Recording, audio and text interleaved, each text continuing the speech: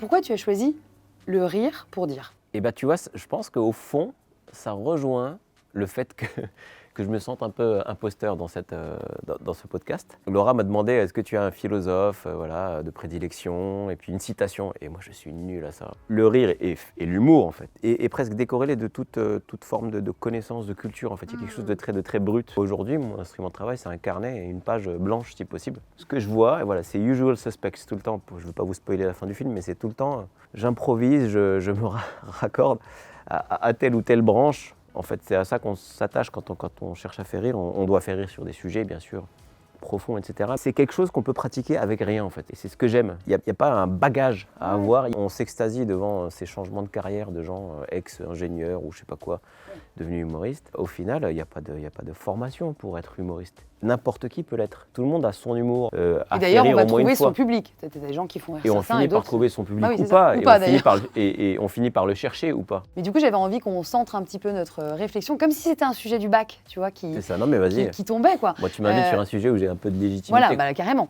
Et la question, ce serait un peu rire pour aller mieux, essayer de comprendre un peu l'environnement dans lequel on est, pourquoi on rit aussi beaucoup. Il y a une œuvre pléthorique, beaucoup d'humoristes, on va y revenir.